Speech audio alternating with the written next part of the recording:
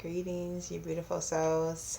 I am Alanisa Sada Salahadin, and I wanted to come back on. And I started one way, and so everything kept changing, and so now I've decided to change my topic. Today, I want to share with you matter. I want to talk about matter, and I don't know all of the terms for every bit of it, but my own take on matter is that, using our five senses, we have allowed ourselves to be so consumed with other people's perceptions of life, and that we've been consuming them unnecessarily fast. And so we have to now bring our attention back to us, ourselves, and now choose to only associate ourselves with things that are good for us, and not just us in a selfish way. Like,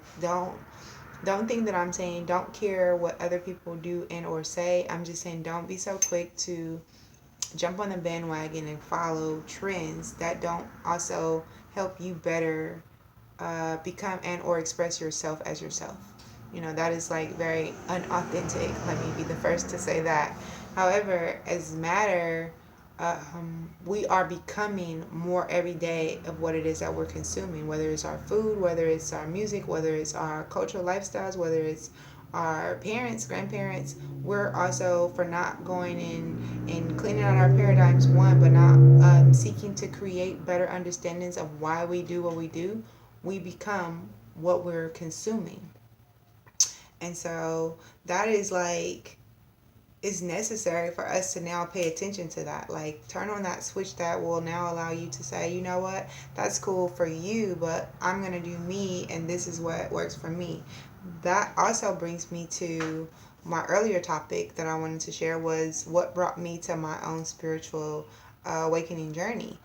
It wasn't a trending thing. It was literally different events in my life that triggered certain emotions within me that allowed me to see myself and learn to express myself after having experienced it. Like, everything that I've been through that I felt like was an adversity, when I persevered it, I felt like I got better. I felt like I got stronger. So me not mattering everything that the world has been doing and paying more attention to myself got me right here where I am in front of you all.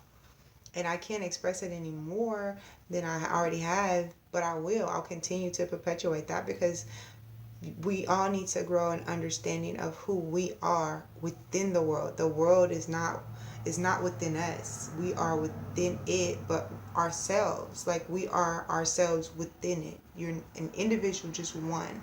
And so with matter, it's like, you don't it's not necessary for you to take on everything in the world. The news is the news. We don't know if any of that stuff is true. We don't know if it's fact. We don't know how to actually um, express another person's perception of something that we didn't see ourselves. We didn't really see it ourselves. So to have um, such a strong emotional disposition about something that is not directly happening to you, we have to start checking that. We rally for everything, we march for everything. We It's not saying that we can't support it, but look at how it's working and what we should be doing better, and build from that place, because a lot of the things is now becoming just a trend. It's just a trend. It's not actually a cause that is actually being supported. And I'm going to say the word, but consciously, there's so many conscious movements. How do you know what conscious really is if you're only following somebody else's pre um, determined thought for setting up this platform as a conscious platform? Like, they predetermined it to be that. You've just been following it. You don't even know your own way to know if it's conscious or not. It's just not fair to you to join the bandwagon and to matter everything, to become everything, consume everything, to want to just be a part of something without understanding who you really are within it all. And so, um, for me, when I started my lifestyle changed from like a regular diet, or not necessarily a regular diet, but eating meat to a more plant-based diet, I turned into a flexitarian. I went from a flexitarian to a vegetarian, now to a plant-based diet fully. And so I encourage the people that want to become vegan or want to experience a more healthier lifestyle to choose that way, as opposed to just going cold turkey. You give your body a chance to actually catch up with what it is that you're doing, and you're not making yourself sorry, you're not making yourself give up things that you really enjoy. You're actually more or less not being attached to them. And for you not consuming them more often, you're just losing an acquired taste for something that you once loved, but you still can love it. It's not as beneficial as it was when you realize your body is more responsive to you and not like creating ailments within you, because that happens with food, it happens with emotions, it happens with a lot of things, things we see stress us out so bad, puts thoughts in our head, again with the mattering, so what you eat is a part of that as well, and I encourage you all to look that deep when you're shifting into your own spiritual awakening process. The spiritual awakening process to me is really just a healing journey. It is. The better you get at understanding the needs of yourself, the better you understand what it is you actually need from the world, and you seek those things and you find those things and you discover little pieces of yourself along the way. And so I cannot I can only support you where you are. Let me say that. Your family, for a lot of you who are on your own spiritual journeys, I applaud you, one, but I also empathize with you, because there's a lot of loneliness that comes with it. People don't understand why you choose to feel or do the things you do, because in their mind that's not normal. But I'm 37 years old and I still don't know what normal is, because there's a lot of things that I do that make me feel like beyond beautiful, like just so happy, whole, really whole. And my family looks at me and they're like, what do you mean you're gonna be vegan and it's almost Thanksgiving? And I'm thinking to myself, we can have Thanksgiving whenever we want. We can really have Thanksgiving whenever we want, and I can still be vegan for the rest of my life, because that makes me feel good. It's not something that I'm just doing to fit in. It is actually something that I'm doing for myself and my health and my mental clarity and my children and my children's children, And so for that understanding, I didn't get angry when they didn't understand what I was doing for Thanksgiving, or that I wasn't eating turkey and stuffing and all those things for Thanksgiving. So I encourage you all to seek to make sure that you are doing what you're doing for yourself, and that you do understand that it is a lonely journey. It is not a fan-based journey. The spiritual journey in itself is a lonely journey, because a lot of what you do is going to be on the inside. There's not a lot of people that honestly can say, oh yeah, I did this with my best friend. Oh yeah, well I had my Kundalini experience with my husband. No, those things just might happen to you very separately. I had a teacher for my Kundalini, and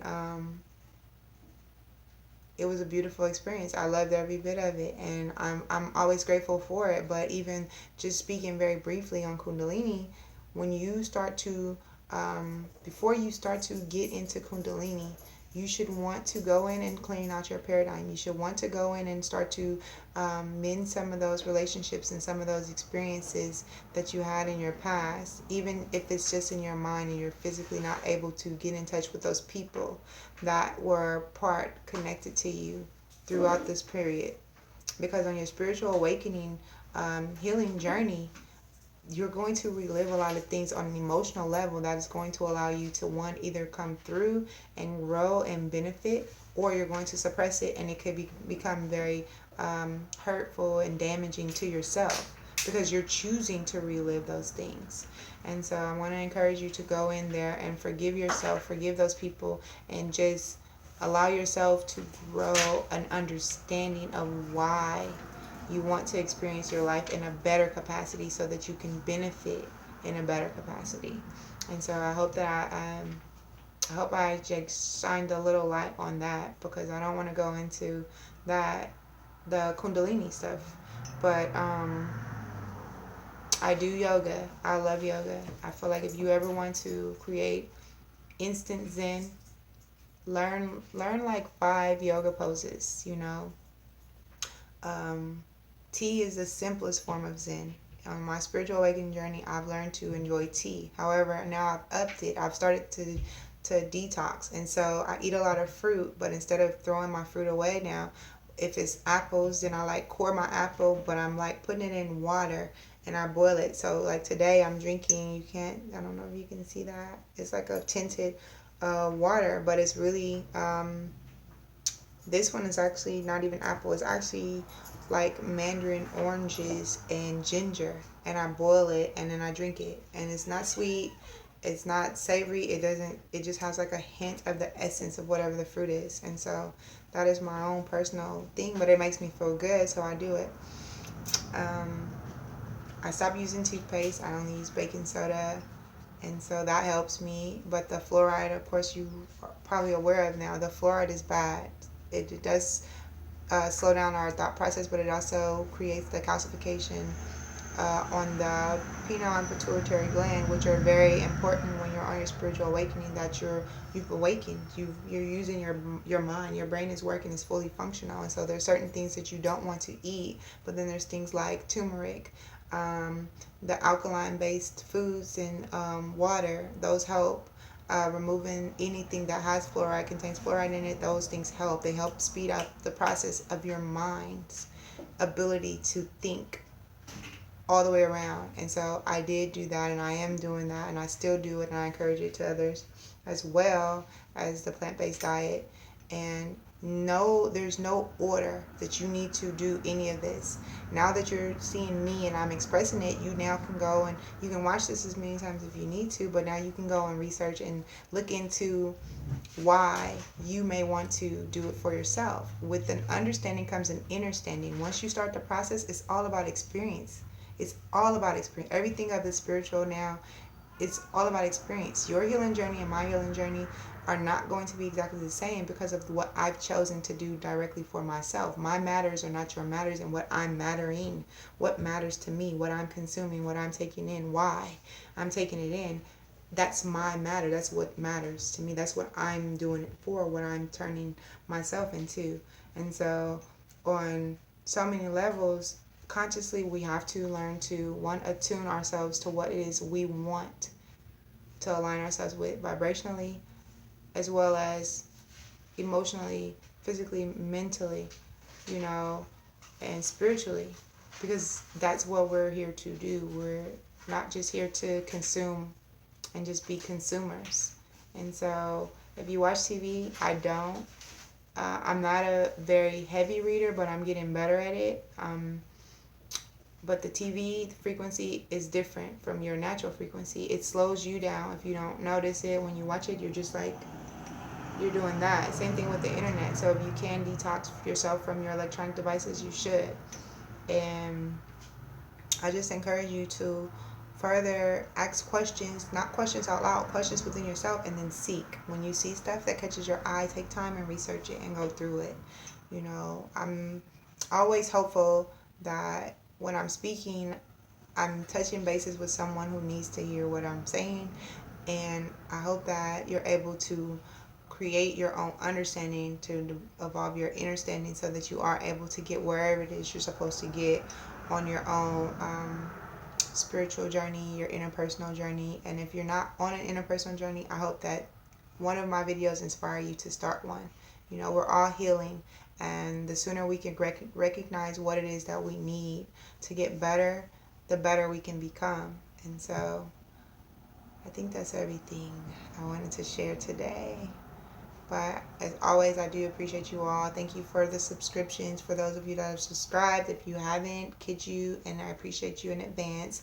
But even if you just like it or share it with somebody, that's what matters the most.